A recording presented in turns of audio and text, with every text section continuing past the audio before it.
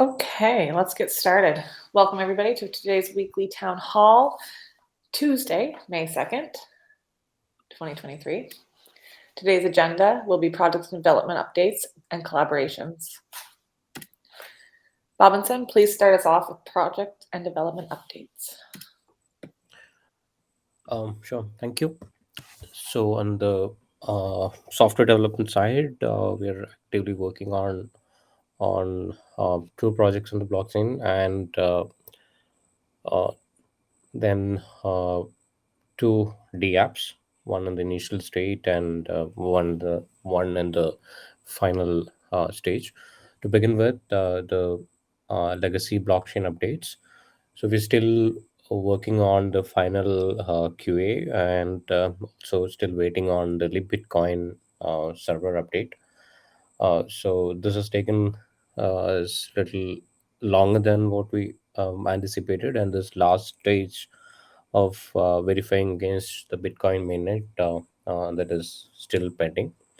But in the meantime, we're making progress on the next, implementing the UI for ETH Suns and a few other changes. Like we're bringing in support for a block explorer like interface, which can be used for listing ourselves with external portals. So those kind of work is going on. And in addition to that, right now we are also working on verifying the ETH functionality. So once we complete the mainnet verification against Bitcoin, using the Bitcoin, we will be proceeding with the release. So the status remains pretty much the same, apart from the new initiative on the Ethereum Suns. Okay, let's go to the next slide for Peerplays 2. So on the Peerplays 2 R&D for the past several weeks, our focus has been solely on updating the code base, so that we can align with the Polkadot's version 0939. And finally, we have managed to fix this last week. Special thanks to Vladislav for identifying and fixing this. Uh, so right now the focus, so now that we have fixed it, we are verifying the few bugs which we had, primarily with respect to deploying Solidity smart contracts. So what had happened is, we had implemented a mechanism to link substrate style accounts and Ethereum style addresses, but it had bugs. And with this update, we have a new mechanism from the Frontier project, which seems to be addressing a lot of the same items that we were working on.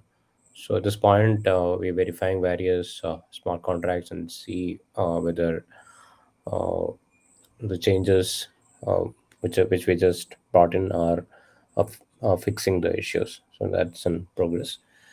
And once this update is done, we will move on with uh, changes to consensus and uh, other core changes. That's on the paid list too. Let's move to the next slide.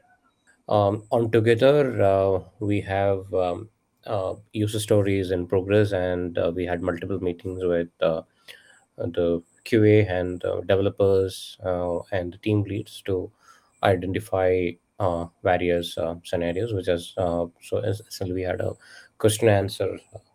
We had multiple question answer sessions, which is proving to be really helpful. And in addition to that, we are also working with the UX design team. So far we have initial wireframes and mind maps to understand the product, and uh, the early sketches has been provided, and we are collaborating to verify uh, these sketches. So it's in progress, and from a development perspective, we have uh, bootstrapped, or rather initiated the repository with all the software components that's required.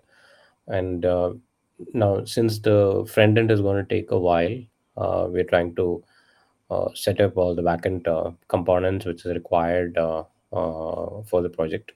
So the various entity relationship models, etc. We're trying to work on those while the UI designs are fine tuned. So these are the main updates from the development team. Thank you so much. Thank you, Robinson. Jonathan, collaboration updates, please. Hello, these are the collaboration updates for this week from Peerplays. Within the standards category with the Government Blockchain Association, we continue our collaboration in regards to decentralized ID. We have continued to work with their work group so that we can introduce decentralized ID standards to their blockchain maturity model. And in our last meeting, there was some feedback given that where we told them about mechanisms of attestation that was important to decentralized identification, and that went well. We also heard some good news from Government Blockchain Association that their blockchain maturity model seems to be gaining traction with some countries in the world. So, yeah, the sooner we can see our contributions being implemented with other high-level governments, if not other organizations, the better it'll be for Peerplays. So we continue with that. Within the community sector, Avalon Meta, we actually were working on a review with them this past week in regards to Scene's platform, and they are. We also had a call in relation to getting an update done to, as we've discussed previously with the Peerplays update. There's going to be a feature which will allow people to be able to incorporate Peerplays with the token system. And so that's where they're going to start with an implementation, and that's well underway. So that's going well. In the dedicated team updates, we don't have any changes to our team. However, we are starting to look for a back-end tester, someone who has some experience in Solidity as well as Rust.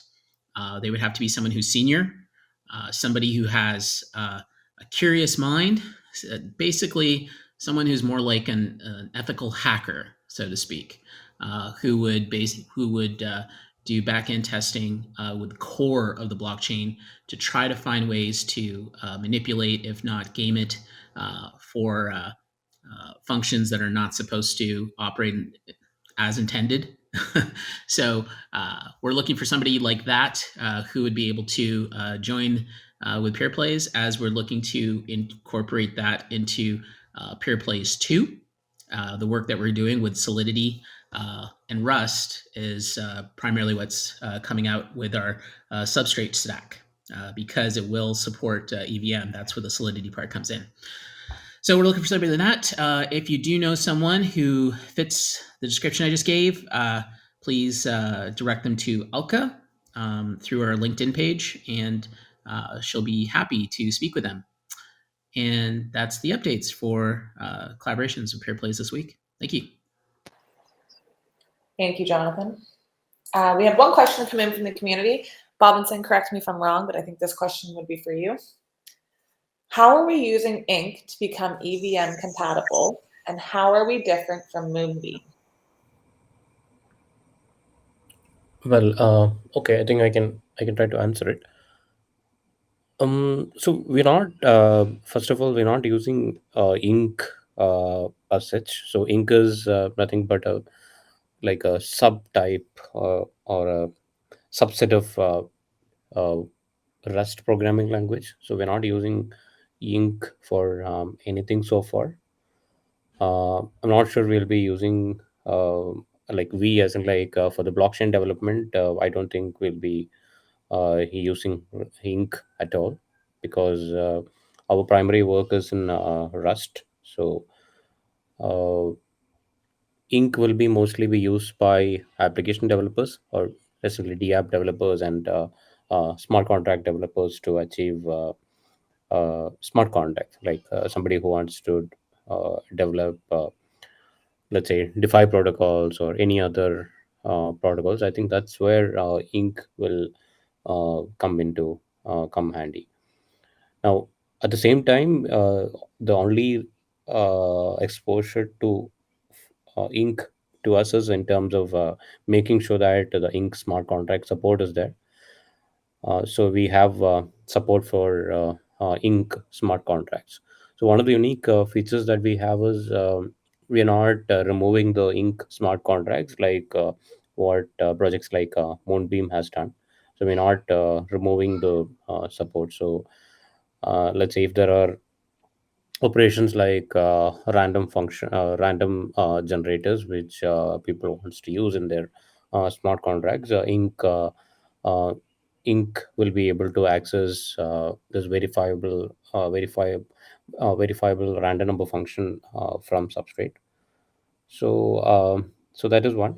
So essentially from Moonbeam, we have nothing to do with Moonbeam at all. That is a blockchain, from a blockchain product. We're not using blockchain for anything. Um we're not forking. We're not looking into the Moonbeam code or anything like that.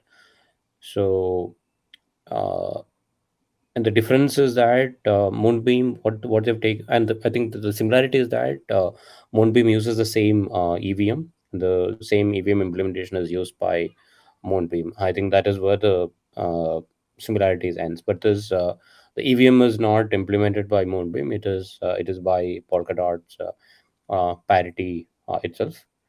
So that is where the similarities ends. So what Moonbeam has done is they have created, or they forked the framework, and they have a new account system which essentially removes most of the Polkadot or substrate functionalities. So we're not doing that. And we are also not going to maintain all these softwares like substrate, because that will put us in the same situation like ending up to maintain various softwares like FC, which was like an overkill in the graphene space. So the only area where we are using Moonbeam is the DApp teams. So this was discussed last week also. So the DApp team wanted a starting place to look at smart contracts and verify uh, the solidity functionality or the EVM functionality. So to verify the EVM functionality, to verify solidity smart contracts, and also to get some guideline about how to write and deploy contracts into EVM. That's the only area where we are using uh, Moonbeam. So from a blockchain development perspective, we have nothing to do with Moonbeam. We're not using the Moonbeam project at all. From a document, but the DApp team, they are referring the Moonbeam documentation for smart contracts. So the only relation that we as a organization has with Moonbeam is that the DApp team is referring to the sample documentation for deploying Solidity smart contracts. So apart from that, we don't have any code or any repositories taken from Moonbeam project. Yeah, I think I should also clarify this. In the beginning, when we started working with a substrate framework, um, our understanding was that Moonbeam uh, could be a path. So we had mentioned Moonbeam in multiple discussions that will be using the Moonbeam like development path, but what we have understood is that we are better off handling it ourselves. So the Peerplays 2 is purely written using substrate, and we're not taking any code from any other parachains. So for that matter, no parachains or no, not even Polkadot. We're not taking. Obviously, we are using everything from substrate. So uh, Polkadot itself is written in substrate. So obviously there are like a lot of overlaps with Polkadot itself, the relay chain of Polkadot to be precise. but we're not taking anything from any of the Polkadot parachains. I hope that answers the question. Thank you, Robinson. All right, that concludes today's weekly town hall meeting, May 2nd, 2023. Thank you all very much for joining us. I hope you have a great week, and we will see you next Monday. Thanks, everybody.